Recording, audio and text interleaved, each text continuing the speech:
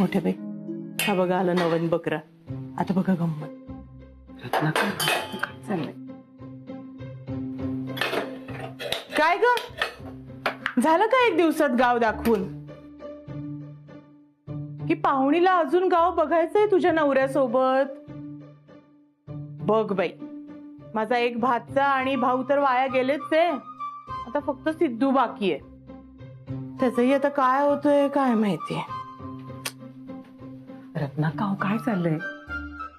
अहो कशाला त्या पोरीला सतावताय? आदिती, अगं मस्करी केली त्यांनी तुझी. आदिती, अरे वा, तुला काही हवं होतं का? हो, गुळाचा चहा मिळेल का? सिद्धार्थला आवडतो तसा हवाय. ऍक्च्युली तोच म्हणाला की त्याला आवडतो गुळाचा चहा. सो मी म्हटलं लेट्स ट्राय. हवं तर मी करू शकते. काय मस्करी करतेस का? मोठ्या बाई घ्या, याला म्हणतात मस्करी. काय झालं?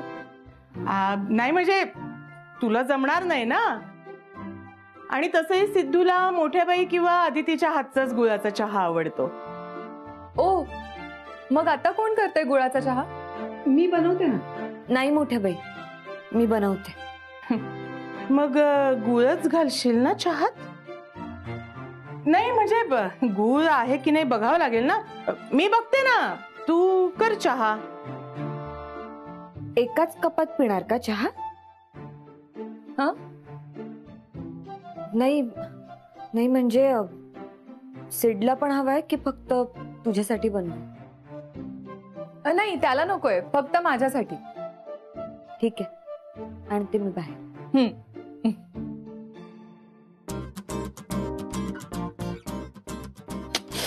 बघ बाई, किचन पर्यंत मजल गेली पाहुणीची.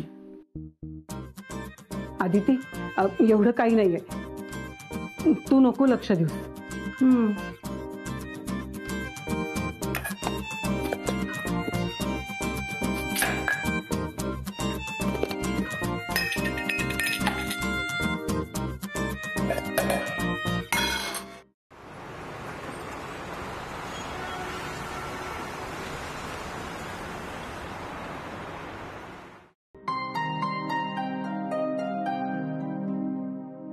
रेवा, चहा. सिद्धार्थ, अशी काय ही? मी इथे हिच्यासाठी चहा घेऊन उभी आहे आणि हात दाखवून निघून गेली. हे बघ, मी सर्च केलं होतं तेव्हा यामध्ये असं आलं की गुळपोळीत ह्या 5 ठिकाणी बेस्ट मिसळ मिळते. आपण कुठे जायचं? ते राहू दे, याच्यापेक्षा एक नंबर मिसळ माहिती मला, तिथे जाऊ. रिअली? नक्की तिकडेच जाऊया. एवढे दिवस झाले गुळपोळीतच आहे मी. मला नाही कधी मिसळ खायला नेलं. रेवा, हा घे चहा. सिडला आवडतो ना तसा गुळाचा चहा. थँक्यू.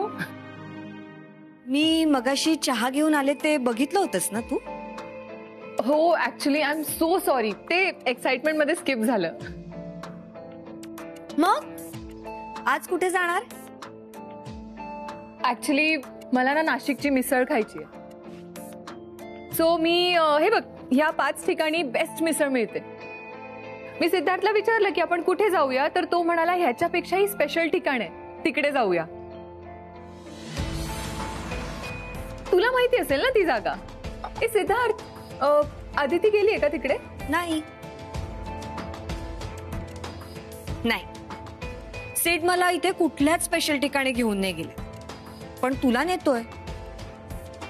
हा, हे रेवा, आता काय रेवा म्हणून जाणार आहेस की मॅडम रेवा म्हणून? ऑफकोर्स रेवा म्हणून. अच्छा, हो, म्हणजे कामासाठी नाही जाते, पण तरी महत्वाचं आहे. जा, घेऊन जा त्यांना, सॉरी तिला. आता रेवा आहे ना, बरोबर. घेऊन जा, मिसळ खायची आहे तिला. आदिती, तू पण येतेस? नाही, नको, जा तू, मला नाही जमणार. आदिती अगं असं काय बोलतेस? मला नंतर प्रश्न विचार. आधी मला सांग,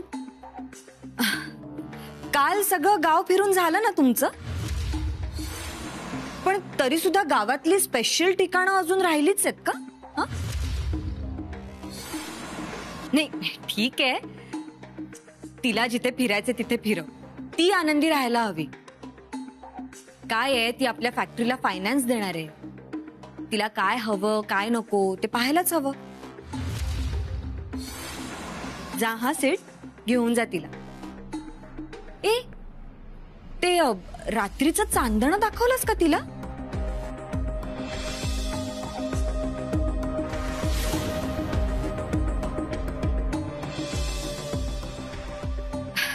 आणि सेट हे सगळं तूच दाखवा तिला.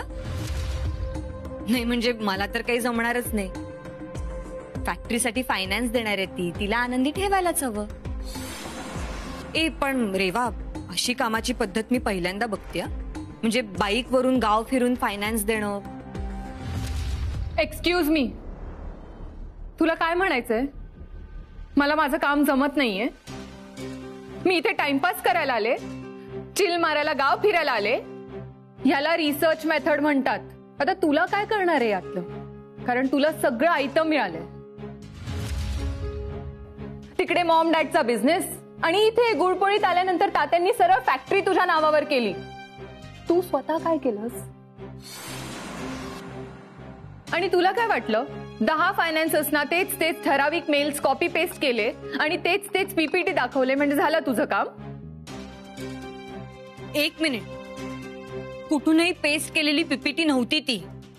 विचार करून बनवली आणि आवडते ती सगळ्यांना. पण हवी तशी इन्व्हेस्टमेंट मिळाली का तुला? नाही ना? पण आम्ही कुठे तुला पेस्ट केलेला मेल किंवा पेस्ट केलेली पीपीटी पाठवली होती? कॉन्टॅक्ट सुद्धा केला नव्हता तुला. पण तरी सुद्धा स्वतःहून समोरून इंटरेस्ट दाखवलाच ना तू. का? प्रोडक्शन सुरू होण्याआधीच मार्केटमध्ये चर्चा आहे आमची. आणि हे सगळं एकच पीपीटी 10-10 वेळा दाखवून नाही होत. चांगलं पेटलंय भांडण. असंच चाललं तर रेवा काय फॅक्टरीसाठी फायनान्स करणार नाही. आदिती शांत हो. तू कोणाशी बोलतेस याचं भान ठेव. ते आपल्या फॅक्टरीसाठी आले तिथे. तेच तर म्हणतेय ना मी. पण त्यासाठी गाव पाहण्यापेक्षा फॅक्टरीचं ऑफिस वर्क, फॅक्टरी कशी कन्स्ट्रक्ट होते, फॅक्टरीचे प्लॅन्स हे पाहणं जास्त महत्वाचं आहे असं वाटतं मला. हे सगळं बेसिक आहे आणि तू मला बेसिक सांगू नकोस. ही सगळी कामं कधी ना कधी मला बघावीच लागणार आहेत. हा, आता ग्राउंड लेवलला जाऊन काम करणं काय असतं तुला कसं माहित असणार? आणि त्यामुळे तुला माझ्यासारख्या फायनान्सरच्या कामाची पद्धत समजूच शकत नाही. हे असे सगळे फायनान्सर घालवशील तू. फायनान्सर्सची कमी नाहीये आम्हाला. आता सुद्धा छोटे छोटे फायनान्सर्स आमच्या फॅक्टरीमध्ये इन्व्हेस्ट करायला तयार आहेत. पण आम्हाला एकच मोठा फायनान्सर हवाय म्हणून थांबलोय आम्ही. आणि तू असं समजू नकोस त्या मोठ्या फायनान्सरच्या लिस्टमध्ये तू एकटीच आहेस. माझा डॅड, तात्या हे सुद्धा तयार होते आमच्या फॅक्टरीमध्ये इन्व्हेस्ट करायला. पण तो सोपा मार्ग होता म्हणून मी नाही म्हंटल. मला स्वतःला फायनान्सर मिळवायचा होता म्हणून. हो ना? मग जरा पेशन्स ठेव. तुझ्यात महत्वाकांक्षाही नाही आणि पेशन्सही नाहीये. दोन्ही झिरो आहेत. रेवा, एक्सक्यूज मी, मला बोलू द्या. मी कालच सिद्धार्थला म्हणाले की या गावात अँबिशियस लोकांची कमी आहे. एकतर मोठी स्वप्न बघायची हिंमत नाही आणि ती पाहिलीत तर त्यासाठी कष्ट करण्याची तयारी नाही. अगं तुझ्या नवऱ्याकडे बघ, किती पेशन्स ठेवून येतो, किती कष्ट करतोय. अमेरिकेला जाऊन स्टार्टअप सुरू करायचंय म्हणून मेहनत करतोय. घरातच मजुरी करतोय, पैसे जमवतोय. याला म्हणतात अँबिशियस असणं, ज्याची तुझ्यात कमतरता आहे. आणि जर तुला बिझनेस वुमन व्हायचं असेल ना तर तुझ्या या कमतरतेवर काम कर. आणि जरा शिक तुझ्या नवऱ्याकडून स्वप्न कशी बघावीत आणि ती पूर्ण करण्यासाठी काय काय करावं.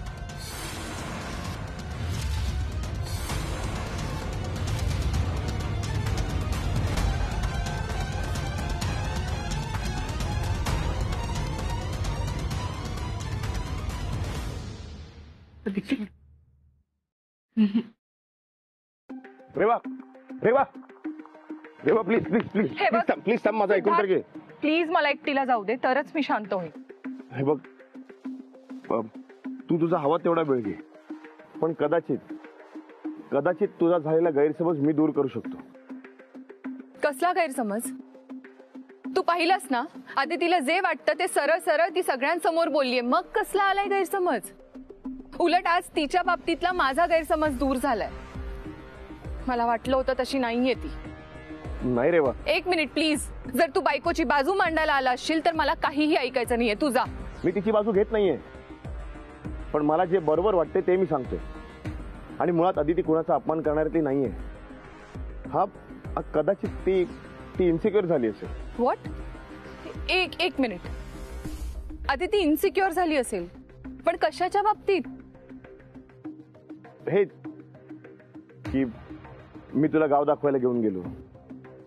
आज सकाळी आपण एकत्र कॉफी पित होतो आणि आताही आपण दोघे एकत्र मिळून मिसळ खायला जायचा प्लॅन बनवत होतो.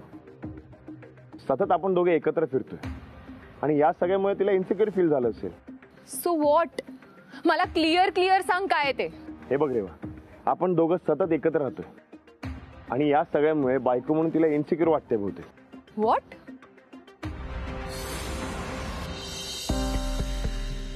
अदिती, तू जरा ओव्हर रिॲक्ट झालीस. तू तर नेहमी समजुतीने बोलतेस.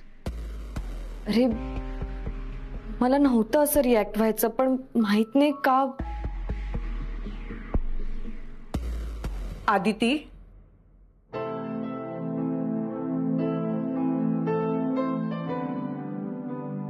शांत हो बाळा. बस, बैस, घे.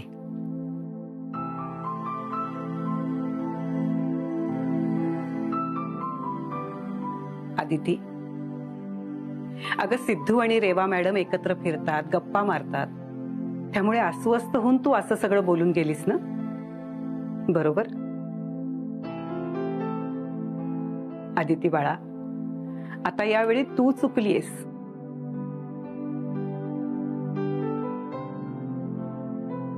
तुझं सिद्धूवर खूप प्रेम आहे, त्यामुळेच काळजीनं, भीतीपोटी असं वाटणं साहजिक आहे.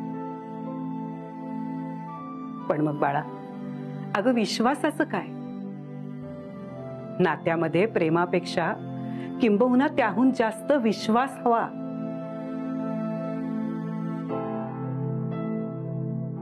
सुनबाई, सिद्धू चुकला, तो खोटं बोलला. त्यांनी तुझे दागिने परस्पर न विचारता विकले. बाकी तो कसाही वागला असला ना, तरी स्त्रियांशी वागताना आपली मर्यादा ओळखून वागणार आहे याची मला खात्री आहे. आणि रेवा मॅडम तर काय, स्वभावाने खेळकर आणि मोकळे आहेत, बस इतकंच. बाकी त्यांच्यावर संशय घेण्यासारखं काहीच नाही.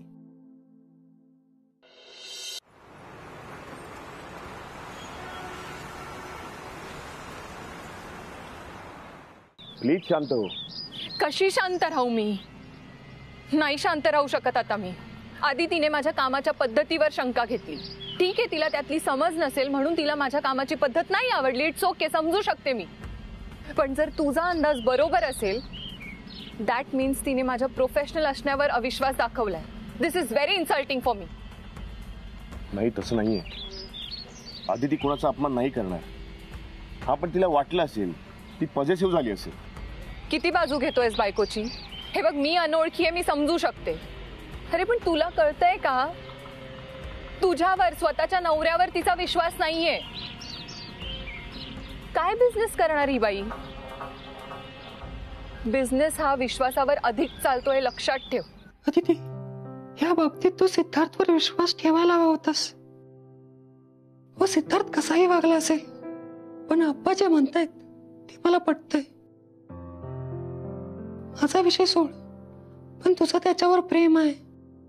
बायको म्हणून तू पॉझिटिव्ह होणं, तुला तसं वाटणं, हे मी समजू शकतो. पण तू सिद्धार्थच्या या बाबतीत एकांतात बोलायला हवं होतंस.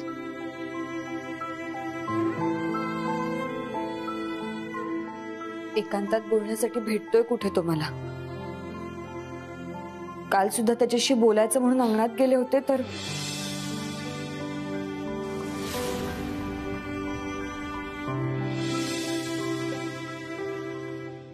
मुंबईची असून इतकी नॅरो माइंडेड, मुंबईतच लहानाची मोठी झाली आहे ना, तरी सुद्धा असा विचार केला. ऑर्थोडॉक्स लोकांनाही काही वाटणार नाही, एवढे नॉर्मल वागतोय आपण. काय बोलू मी आता? गुळपोळीत राहून राहून ती अशी झाली. खूप शिकली ती, टॉपच्या इन्स्टिट्यूट मधून MBA केली ती. पण हे करिअर वगैरे करण्यासाठी पॅशनेट वगैरे असणं हे सगळं बाजूला ठेवून गावातल्या गावात राहायची सवय लागली. डिफिकल्ट आहे हे. असं इमोशनल होऊन बिझनेस होत नसतो. देशमुख इंडस्ट्रीज आदिती कधीच उभी करू शकणार नाही. हे असं इमोशनल होऊन फॅमिलीमध्ये अडकून ती देशमुख इंडस्ट्रीज नाही चालू शकत. फार फार तर देशमुखांचं घर चालू शकते. नाही, बरोबर आहे. आणि तिच्यासाठी तेच महत्वाचं. म्हणजे ती या घरासाठी, या फॅमिलीसाठी, या माणसांसाठी मीटिंग काय, ती झालेली डील सुद्धा कॅन्सल करे.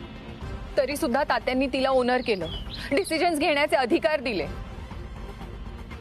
हो गॉड, तू आहेस म्हणून ठीक आहे. तू अमेरिकेला गेल्यावर काय करणार आहे? ही कसं होईल हिचं? मी आहे ना तिच्यासोबत. आणि जोपर्यंत मी तिच्या बरोबर आहे तिला सांभाळून घे. आता सुद्धा मी तिच्या वतीने माफी मागतो. प्लीज प्लीज माफ कर तिला. म्हणजे ती जे काही बोलली, जे काही वागली ते सगळं विसरून जा. प्लीज प्लीज समजून घे तिला. तू का माफी मागतोयस? तिने काय केलंय तिला माहिती आहे ना, पण तिला काही वाटतंय का त्याचं? मी बोलतो तिच्याशी, नीट समजवतो तिला. पण प्लीज प्लीज माझं ऐक. नाही म्हणजे मी एक मित्र म्हणून सांगतोय तुला. तू फायनान्स करण्यासाठी इथे आली आहेस हे सगळं बाजूला ठेव. तू या घरची पाहुणी आहेस. आणि हे सगळं मी तुला मैत्रीच्या नात्याने सांगतो. हे डील्स, फायनान्स, मीटिंग हे सगळं बाजूला राहतो. तू माझी मैत्रीण म्हणून, या देशमुखांची पाहुणी म्हणून तू इथे असं नाराज होऊन बाहेर थांबणं मला नाही आवडणार.